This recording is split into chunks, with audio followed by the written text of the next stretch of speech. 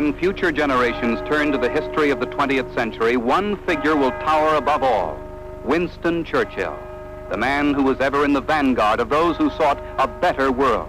This extraordinary man left behind him a rich heritage to all free men. This man of the century was born at Blenheim Castle, and the first lusty cries of the future statesman were heard here. As befitting a descendant of the Duke of Marlborough, he was a soldier who turned to politics. He was elected to Parliament in 1900, the beginning of 60 years in the House of Commons. As World War I loomed, he became First Lord of the Admiralty and revitalized the fleet. Then, as Minister of Munitions, he helped develop the tank into a formidable weapon. He was in and out of office between the two world wars, but never out of the hearts of his countrymen. He received many honors, and his writings were widely acclaimed. Then World War II. It was England's darkest hour, as they called on Churchill, and he quickly rallied his people. I have nothing to offer but blood, toil, tears, and sweat. Nazi panzer divisions were rolling through France, Belgium, the lowlands. Hitler's troops seemed invincible, and the German leader took Mussolini into an unholy alliance. Then Dunkirk, and the British performed the miracle of evacuating 300,000 troops from the continent. Hitler began the Battle of Britain.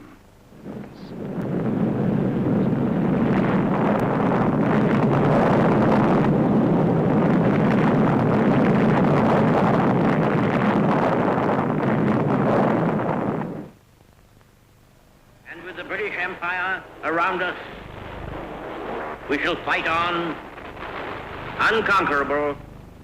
Churchill's tribute to the outnumbered RAF. The field of human conflict was so much owed by so many to so few. He crossed the ocean many times to confer with President Franklin Delano Roosevelt. They drafted the Atlantic Charter, basis for the aims of the United Nations. He said, "Give us the tools and we'll finish the job."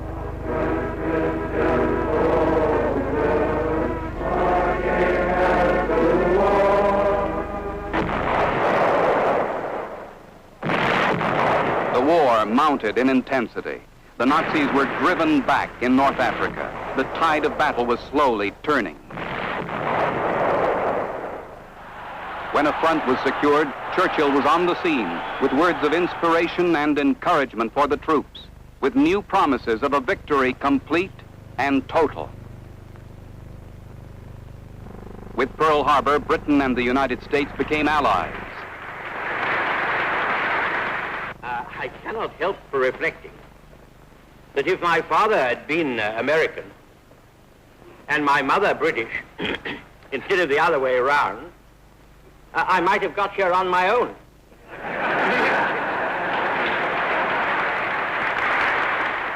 The boastful Mussolini had crumpled already. He is now but a lackey and a serf, the merest utensil of his master's will. He held battlefield conferences with Allied generals, Alexander, Marshall, Eisenhower. They all respected his opinions. Meanwhile, he had frequent meetings with President Roosevelt and Russian Premier Joseph Stalin. They set the course of the war and its ultimate aim, total surrender of both Germany and Japan. They formulated plans for the great invasion of Europe.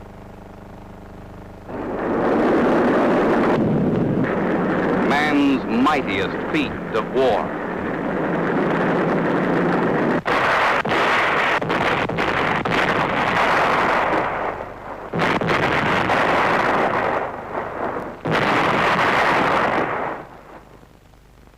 The swastika was wiped from the face of Europe.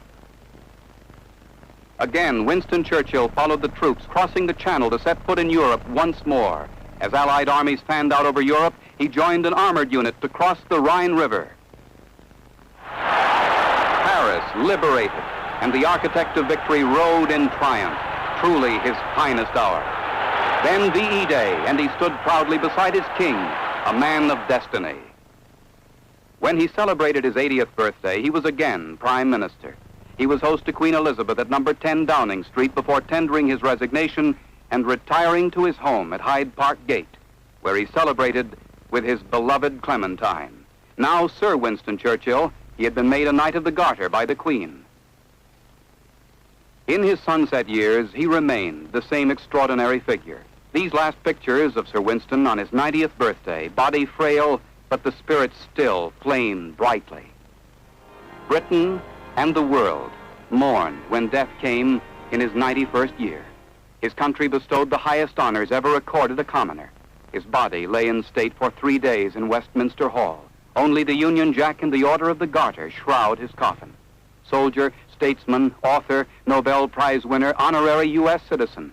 They honor a man who served 6 monarchs while serving the cause of all free men. Then, a state funeral from St. Paul's, the first commoner so honored in this century. 1 million people lined the streets in hushed tribute. A day of remembrance, of homage, of farewell.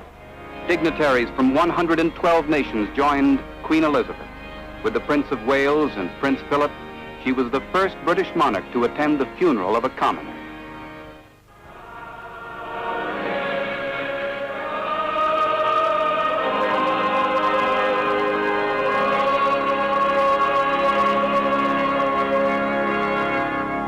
Churchill's request, the battle hymn of the Republic.